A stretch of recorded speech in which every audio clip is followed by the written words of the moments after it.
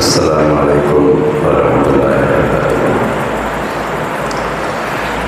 الحمد لله رب العالمين والعاقبة للمتقين والصلاة والسلام على رسول الله صلى الله عليه وسلم وآله وصحبه أجمعين. أما بعد. கண்ணியமிக்க எல்லாம் அல்ல அல்லாஹ் சுப்ஹானஹு வ தஆலாவின் நல்லடியார்களே, சகோதரர்களே, அல்லாஹ்வுடைய கிருபையால் நம்முடைய அக்ஸா மஸ்ஜிதில் ஒவ்வொரு வாரமும் செவ்வாய்க்கிழமை மக்ரிப் தொழுகைக்கு பிறகு 10 நிமிடம் ரசூலுல்லாஹி ஸல்லல்லாஹு அலைஹி வஸல்லம் அவர்களுடைய அறிவுரைகளை கேட்டு வருகிறோம். ரசூலுல்லாஹி ஸல்லல்லாஹு அலைஹி வஸல்லம் அவர்களுடைய அறிவுரையை பொறுத்தவரை உலகம் அழிகின்ற வரை இருக்கக்கூடிய ஒரு விஷயம். உலகம் அழிந்த பிறகும் மறுமையில் சொர்க்கத்தில் அவர்களுடைய போதனைகள் நிலையாக இருக்கக்கூடிய ஒரு சந்தர்ப்பத்தை வளர் ரஹ்மான் ஆக்கியிருக்கிறார். நாம் தொழுகையோடு சேர்ந்து இது போன்று ஒரு சில விஷயங்களை தெரிந்து கொள்வதன் மூலமாக ரசூலுல்லாஹி ஸல்லல்லாஹு அலைஹி வஸல்லம் அவர்கள் நமக்கு என்ன சொல்லிக் கொடுத்திருக்கிறார்களோ அந்த அடிப்படையில் வாழ்வதற்கு ஒரு உந்துதல் நமக்குள்ளே ஏற்படும். யாருடைய பேச்சை கேட்டு வாழ்வதை விட உயிரினும் மேலாக மதிக்கக்கூடிய ரசூலுல்லாஹி ஸல்லல்லாஹு அலைஹி வஸல்லம் அவருடைய பேச்சுகளை கேட்பதன் மூலமாக நம்மிடத்தில் இருக்கிற தவறுகள் கொஞ்சம் குறைய ஆரம்பிக்கும். குறைய இல்லை என்று சொன்னாலும் சிந்திக்காவது செய்வோம். ஒவ்வொரு ரசூலுல்லாஹி இப்படி சொல்லியிருக்கிறாங்க, நம்மிடத்தில் இந்த தவறுகள் இருக்கிறது, அதை நாம் தவிர்த்து கொள்ள வேண்டும் அப்படிங்கிற ஒரு எண்ணமாவது வரும். எண்ணம் வந்தாலே வல்ல ரஹ்மான் அந்த எண்ணத்திற்கு தோதுவாக நம்முடைய அமலை செய்ய வைத்து விடுவான். எப்போ நம்ம நினைக்கிறோமோ நினைக்கும் போது வல்ல ரஹ்மான் நம்முடைய மனசை அறிந்தவன். அதன் காரணத்தினால நாம் நினைக்கிற அந்த நல்ல எண்ணத்திற்கு தகுந்தவாறு நம்முடைய செயல்பாடுகளை மாற்றி அமைக்க அல்லாஹ் போதுமானவன். அதற்காகத்தான் இது போன்ற விஷயங்கள் எல்லாம் நாம் சிரமமாக இருந்தாலும் அதை நம்ம சொல்ல வேண்டிய ஒரு பொறுப்பு நமக்கு இருக்கிறது. இன்றைக்கு பார்க்க இருக்கிற ஹதீஸ் என்னன்னு சொன்னாக்கா, புகாரில் 67வது ஹதீஸாக அபூ பத்ரா ரலியல்லாஹு அன்ஹு அவர்கள் அறிக்கின்ற ஹதீஸ் பதிவு செய்யப்பட்டிருக்குது. ரசூல் ஸல்லல்லாஹு அலைஹி வஸல்லம் அவர்கள் ஒட்டகத்தின் மீது இருக்கிறாங்க. பக்கத்தில் ஒரு மனிதன் நடந்து வந்து கொண்டிருக்கிறார். அவங்க பிடிச்சிக்கிட்டே ஒட்டகத்தை பிடிச்சிக்கொண்டே நடந்து கொண்டு வந்திருக்கிறார். அப்போ ரசூலுல்லாஹ் கேட்குறாங்க, இந்த ஐயு யௌமி ஹாதா, இந்த நாள் என்னவென்று உனக்கு தெரியுமா அப்படின்னு அந்த மனுஷர்கிட்ட ரசூலுல்லாஹ் கேட்குறாங்க. அவர் உடனே பயந்துட்டார். என்னடா இன்னைக்கு இந்த நாளை பற்றி ரசூலுல்லாஹ் கேட்குறாங்க, ஒருவேளை இந்த நாளுடைய பேர் மாற்றப்பட்டு விட்டதோ அப்படின்னு சந்தேகத்தில் அவர் பயந்தவராக பதில் சொல்லாமல் உங்களுக்கு தான் ரசூலுல்லாஹ் தெரியும் அப்படின்னு சொல்லி ரசூலுல்லாஹ்ட்ட அவங்க சொல்கிறாங்க. அப்போ ரசூலுல்லாஹ் சொல்கிறாங்க, இந்த நாளை பொறுத்த வரைக்கும் லைஸ யௌமுல் நஹ்ர், இது அறுத்து பலியிடுகிற நாள் இல்லையா அப்படின்னு கேட்குறாங்க. அதாவது துல்ஹஜ் மாதத்துடைய அந்த 10வது பிறையுடைய நாளில் இந்த சம்பவம் நடக்குது. அப்போ ரசூல் ஸல்லல்லாஹு அலைஹி வஸல்லம் அவங்கள்ட்ட கேட்டுட்டு, ஆமாம் இன்றைக்கு அறுத்து பலியிடுகிற நாள் தான் அப்படின்னு சொல்லிட்டு, ஆமாம் அறுத்து பலியிடுகிற நாள் தான் அவருக்கு சொல்கிறாங்க ரசூல் ஸல்லல்லாஹு அலைஹி வஸல்லம். அப்புறம் கேட்குறாங்க, ஐ ஷஹர் ஹாதா, இந்த மாதம் என்ன தெரியுமா அப்படின்னு கேட்கும்போது அதுக்கு ஒரு மௌனமாக இருக்கிறார். அப்போ சொல்கிறாங்க ரசூல் ஸல்லல்லாஹு அலைஹி வஸல்லம், துல்ஹஜ் மாதம் இது அப்படி சொல்லிட்டு பின்னாடி வரக்கூடிய செய்தி மிக முக்கியமானது என்பதற்காக ரசூல் ஸல்லல்லாஹு அலைஹி வஸல்லம் இது போன்று கேள்வியை கேட்கிறார்கள். அப்போ ரசூலுல்லாஹ் சொல்கிறாங்க, இந்த ஊர் எப்படி புனிதமானதோ, அதாவது மக்கா காபா இருக்கிற இடம் எப்படி புனிதமானதோ அது மாதிரி ஒரு முஸ்லீமுடைய கண்ணியம் புனிதமானது. ஒரு முஸ்லீமுடைய கண்ணியம் இருக்கா இல்லையா, அவங்களுக்கு செலுத்த வேண்டிய கண்ணியம் அது ரொம்ப புனிதமானது. அவருடைய மானம் மரியாதை என்பது ரொம்ப ரொம்ப புனிதமானது. எப்படி இந்த நாள் புனிதமானதோ அது மாதிரி முஸ்லீமுடைய கண்ணியம், மானம், மரியாதை இவைகள் எல்லாம் ரொம்ப புனிதமானது அப்படி சொல்லிட்டு அப்படியே விடாமல் சொல்கிறாங்க, நீ இந்த செய்தியை கேட்டிருக்கிற என்கிட்ட, நீ தான் இங்கே ஷாஹிதுனாக்கா நேரடியாக கேட்டவர். நீ என்ன செய்யணும், என்கிட்டேருந்து கேட்ட இந்த விஷயத்த யார் இங்கே வரலையோ, அதாவது ஓ கூட யார் இல்லையோ அவங்கள்ட்ட போய் சொல்லணும் அப்படிங்கிறாங்க. அப்போ தான் அவர் ஆச்சரியப்படுறார்.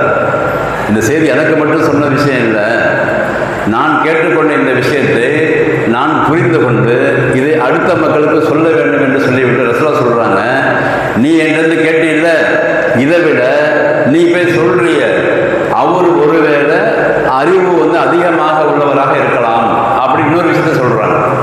இந்த ஹதீஸ்ல என்கிட்ட ஒரு விஷயத்தை நீ கேட்ட உன்னை விட நீ யார்கிட்ட போய் சொல்ல போறியோ அவருக்கு ஒருவேளை பிரெயின் கொஞ்சம் நல்லா அதிகமாக இருக்கலாம், அதனால உன்னை விட அவர் அதிகமாக புரிந்து கொள்ளலாம் அப்படிங்கிற ஒரு விஷயத்தையும் ரசூலுல்லாஹ் அவர் சொல்லிக் கொடுக்குறாரு. இங்கே தான் நம்மளுக்கு மேட்ரு இருக்குது. என்ன மேட்ரு என்று சொன்னால், ரசூல் ஸல்லல்லாஹு அலைஹி வஸல்லம் அவர்களிடத்தில் நேரடியாக கேட்ட சஹாபாக்கள் இருக்கிறாங்கல்ல, அவங்கள பொறுத்த வரைக்கும் அதை அப்படியே முழுமையாக நம்பி அப்படியே ஏற்றுக்கொண்டார்கள்.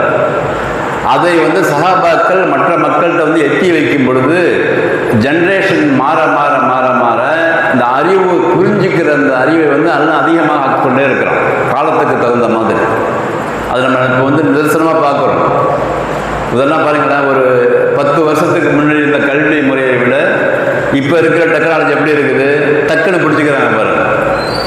நம்ம கூட இன்றைக்கி பார்த்தீங்கன்னா செல்ஃபோனில் எதுவும் நமக்கு தெரிஞ்ச சின்ன பிள்ளைகிட்ட போய் கொடுக்குறோம், இது என்னப்பா பாருப்பா அப்படின்னு சொல்லி.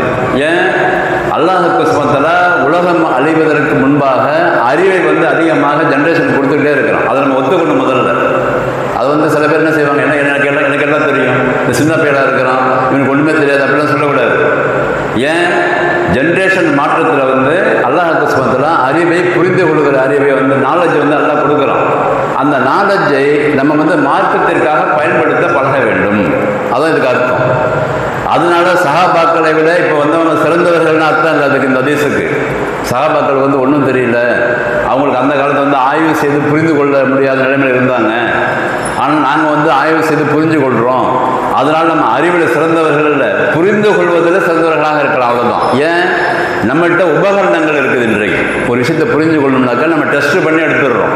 டெஸ்ட் பண்ணி எடுக்கிற அளவிற்கு இன்றைக்கு உபகரணங்கள் கண்டுபிடிக்கப்பட்டிருக்குது. அல்லாஹ்வுடைய கிருபையால தான். அது கூட அல்லாஹ் இந்த நாலேஜை கொடுக்குறான்.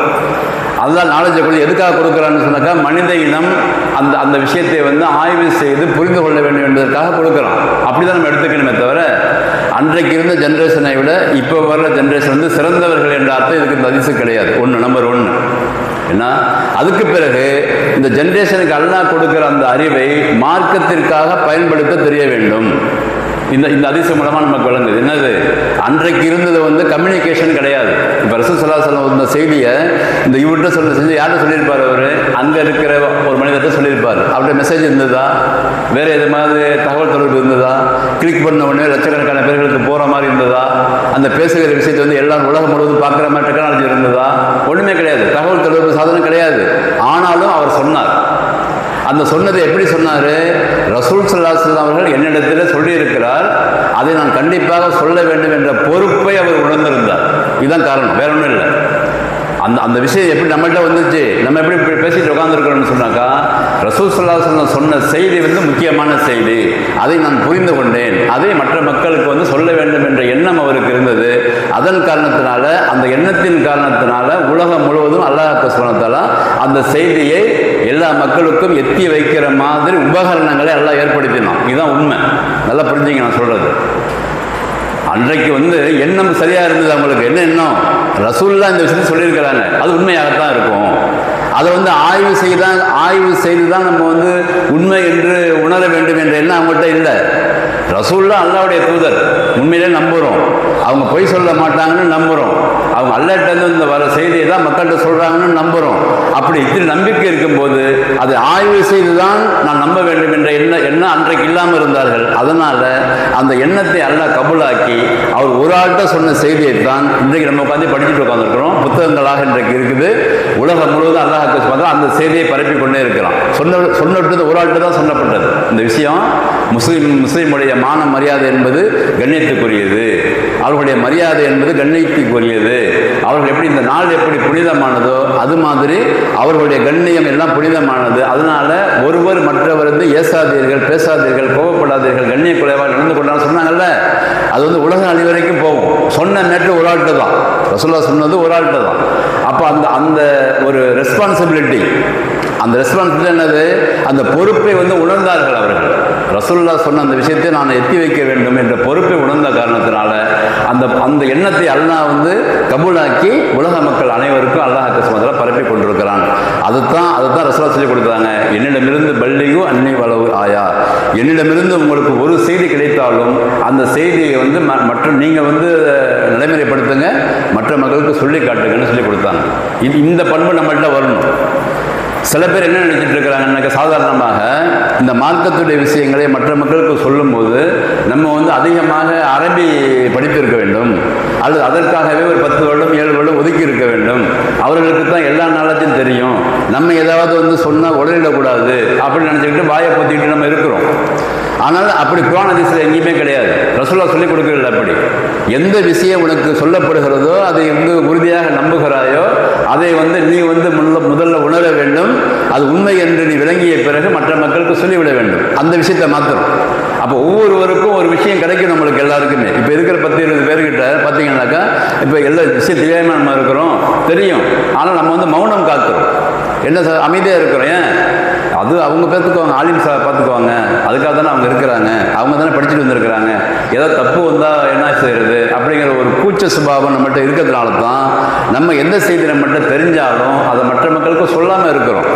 ஆனால் ரசூலுல்லாஹ் அப்படியே சொன்னாங்க, என்னிடத்திலிருந்து ஒரு விஷயம் தெரிஞ்சால் சொல்லிடுங்கன்னு சொன்னாங்க. அந்த விஷயத்தில் உறுதியாக நம்ம தெரிஞ்சு கொள்ளணும். அதுதான் அது மேட்ரிங்க. அது படிக்க முடியுமா முடியாதா அப்படின்னா படிக்க முடியும். நம்ம தான் அதுக்கு நேரத்தை செலவு பண்ணணும். இப்போ நம்ம சொன்னோமா இல்லையா, இந்த ஹதீஸை கேட்டவங்களுக்கு தெரியுமில்ல, இதை நம்ம பேசிகிட்டு இருக்கும்போது சொல்லாமல்ல, எப்போ சொல்ல முடியுது? உதாரணமாக ஒரு முஸ்லீம் இன்னொரு முஸ்லீமுடைய கண்ணியத்தை குலைக்கிறாரு, அசிங்கமாக பேசுகிறாரு, வேறு விஷயத்தில் சண்டை போடுறாரு, அந்த சபையில் சொல்லாமல் சொல்லக்கூடாது. ஏன் ரசூலுல்லாஹ் அப்படி சொல்லியிருக்காங்களே, அதை கண்ணியம் முஸ்லீமுடைய ஒரு கண்ணியம் மிக சிறப்புன்னு சொல்லியிருக்காங்களே. எப்படி துல்ஹஜ் மாதத்துடைய 10வது நாளுக்கு சிறப்பு இருக்கிறதோ, இந்த ஊருக்கு சிறப்பு இருக்கிறதோ, அது மாதிரி ஒரு முஸ்லீமுடைய கண்ணியம் சிறப்புன்னு ரசூலுல்லாஹ் சொல்லியிருக்காங்கல்ல. ஏன்பா இப்படி செய்றீங்கன்னு சொல்லாமல் சொல்லக்கூடாதா? சொல்லலாம், ஆனால் நம்ம சொல்ல மாட்டோம். ஏன்? இந்த விஷயம் தெரிந்திருந்தாலும் சொல்லாமல் இருப்பதற்கு காரணம் என்ன சொன்னால், நம்மள்ட்ட பயம் இருக்கிறது. இன்னொன்று அந்த மேட்ரு தப்பாக சொல்லிடுவோமோ என்கிற ஒரு பயம் உள்ளத்தில் இருக்கிறது. அதனால நம்மளுக்கு வார்த்தைகள் வர மாட்டேங்குது. ஆனால் அது மாதிரி இருக்கக்கூடாது. ஏன் இருக்கக்கூடாது? செய்தி ரசூலுல்லாஹ் சொன்னது, அல்லாஹ் கட்டளையிட்டது, உள்ளத்தில் ஏற்படுகிற இந்த நினைப்பும் வஹிதான். ரசூலுல்லாஹ் நினைச்சதெல்லாம் வஹிதான். 40 வயதுக்கு பிறகு ரசூலுல்லாஹ் உள்ளத்தில் நினைச்சது எல்லாமே வஹிதான். அதனால அந்த செய்தி நம்ம வரை தெரிந்து விட்டது. அந்த சந்தர்ப்பம் எப்பெல்லாம் கிடைக்கிறதோ அப்பெல்லாம் நம்ம சொல்லிக்கொண்டே இருக்க வேண்டும். எல்லா நேரத்தையும் சொல்ல வேண்டியதில்லை. அந்த சந்தர்ப்பம், அந்த விஷயம் தெரிந்த விஷயம் நடைமுறைப்படுத்தப்படுகிறது. அதுக்கு மாற்றமாக நம்ம சும்மா இருக்கக்கூடாது. சும்மா இருந்தால் என்ன அர்த்தம்? நம்ம ஒரு விஷயத்தை மறைக்கிறோம். நமக்கு ஒரு விஷயம் தெரிஞ்சிருக்குது, அதை மறைக்கிறோம். நம்ம ஏன் வாலியன்றா தலையிடணும்? நமக்கு வேறு வேலை இல்லையா? அவன் மட்டும் அடிச்சுட்டு போகிறான், நமக்கு என்ன? பக்கத்துக்காரன் முஸ்லீமாக இருப்பான், சில பேர் சொத்தில் அடிச்சுட்டு இருப்பான், சில விஷயத்தில் கண்ணியக்குறையாக பேசிகிட்டு இருப்பாங்க, அதெல்லாம் நம்ம தலையிட மாட்டோம். ஏன்? நமக்கு என்ன பிரச்சனை? அவங்க அப்படி தான் இருப்பாங்க அப்படி சொல்லிட்டு நம்ம விட்டுடுறோம். காரணம் என்னன்னு சொன்னாக்கா, இந்த எத்து வைத்தல் என்ற பண்பு நம்மகிட்ட இல்லை என்பது தான் யதார்த்த உண்மை. அதை இன்ஷா அல்லாஹ் மாற்றிக்கொள்ளணும். நம்பர் 1. அடுத்த பிறகு ரசூலுல்லாஹ்வுடைய செய்திகளை அதை நம்ம தெரிந்து கொண்டு அந்த தெரிந்த செய்தியை உறுதியாக தெரிந்து கொள்ள வேண்டும். இன்னொரு பாயிண்ட் அடுத்தது, தப்பாக மக்கள்கிட்ட சொல்லிடக்கூடாது விஷயத்தை. அதுதான் ரசூலுல்லாஹ் சொல்கிறாங்க, உனக்கு இந்த நன்மையான விஷயத்தை, நான் சொன்ன விஷயத்தை மற்ற மக்களுக்கு சொல்ல வேண்டும் என்ற எண்ணம் இருக்குமானால் ஒரு செய்தியை சரியாக முதல்ல படித்து கொள்ள வேண்டும். எந்த செய்தியாக இருந்தாலும் சரியாக படித்து கொள்ளணும். படித்து கொண்டு அதை மெமரைஸ் பண்ணணும். அந்த கருத்தை மெமரைஸ் பண்ணிக்கணும். மெமரைஸ் பண்ணி உங்ககிட்ட அந்த விஷயம் இல்லைன்னு சொன்னாக்கா நடைமுறைப்படுத்தணும். அதற்கு பிறகு மற்ற மக்களை அழைக்க வேண்டிய மிகப்பெரிய பொறுப்பு உனக்கு இருக்கிறது என்று ரசூலுல்லாஹ் சொல்லிட்டு சொல்கிறாங்க.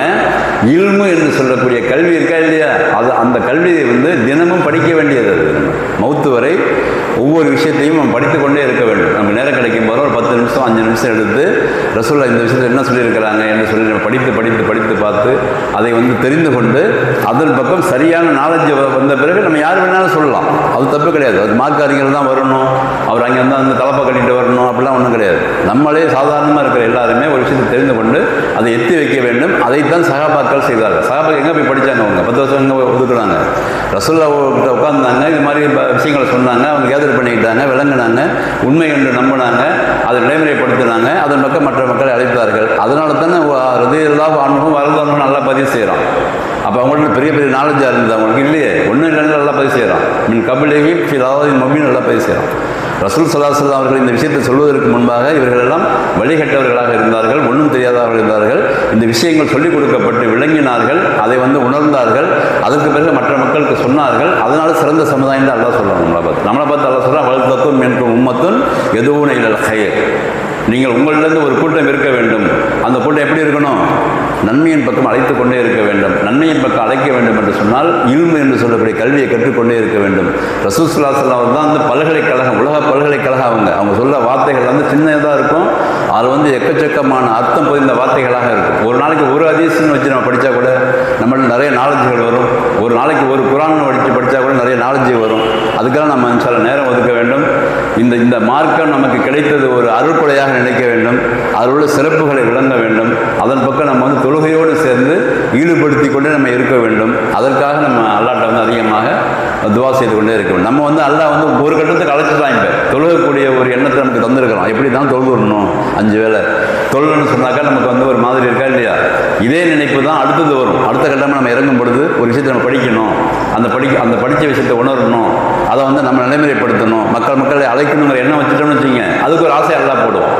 இப்படி தான் இந்த மார்க்கத்துடைய விஷயங்கள் எல்லாம் ஆசையை போட போட போட போட இன்னும் கொஞ்சம் எக்ஸ்ட்ரா நம்மளுடைய நாலேஜ் வரும், நம்மளுடைய அமல்கள் அந்த விஷயங்கள் வரும், நம்மகிட்ட இருக்க தர்பியா வரும். நம்மள்ட்ட தர்பியான்னு சொல்லுது, நம்மை நம்ம வளர்த்துக் கொள்கிற பண்பு வரும், தஸ்கியா வரும். தஸ்கியா நம்மை தூய்மைப்படுத்திக்கிற விஷயம். நம்மளாம் ரொம்ப ரொம்ப மோசமானவங்க. நம்மளாம் உண்மையிலே சொல்கிறேன், எவ்வளோ விஷயங்கள் வந்து தப்பு பண்ணியிருக்கிறோம். இருந்தாலும் அல்லாஹ்வுடைய அருள்கொடையால் அல்லாஹ் நம்மளை வந்து அழகான ஒரு இடத்துக்கு நம்ம அழைத்திருக்கிறான். அதை வந்து பள்ளிவாசலுக்கு அழைத்து விட்டான். அடுத்த கட்டமாக நம்ம முயற்சி செய்து இன்ஷா அல்லாஹ் இது போன்ற சபைகள் வந்து அமரணும். முதல்ல யார் பேசுகிறாலும் இல்லை, குர்ஆன் ஹதீஸை பேசக்கூடிய சபைகள் அமர்ந்து அவங்க சொல்லுகிற வார்த்தைகளை கேட்டு அதை விளங்க முடிஞ்சு இன்ஷா அல்லாஹ் மிகப்பெரிய மாற்றம் இன்னும் நம்மகிட்ட வரும். நம்மை வந்து அல்லாஹ் சொர்க்கவாதிகளாக தேர்ந்தெடுத்திருக்கிறான். அந்த அடிப்படையில் நம்ம வாழ வேண்டும். சொர்க்கம் தான் நம்முடைய குறிக்கோள் என்று நினைத்து இன்ஷா அல்லாஹ் இந்த தொழுகை போன்ற விஷயங்களை வந்து ஒரு நாள் தொழுகிறது, ஒரு நாள் வராமல் இருக்கிறது, அப்படிலாம் இல்லாமல் இன்ஷா அல்லாஹ் சரியாக அதை பயன்படுத்தும் பொழுது அடுத்த கட்டமாக கல்வியையும் அல்லாஹ் தருவான். அந்த வாய்ப்பை வளரமான நம் அனைவருக்கும் தந்து அருள் புரிவானாக. இன்னும் இல்மை நமக்கு தந்து இன்ஷா அல்லாஹ் அந்த இல்மின் அடிப்படையில் செயல்படக்கூடிய பாக்கியத்தையும் மற்ற மக்களை அழைக்கக்கூடிய ஒரு பாக்கியத்தையும் வளரமான நம் அனைவருக்கும் தந்து அருள் புரிவானாக. வாஹிரு தாவானா அல்ஹம்துலில்லாஹி ரப்பில் ஆலமீன். அஸ்ஸலாமு அலைக்கும் வரஹ்மத்துல்லாஹி வபரகாத்துஹு.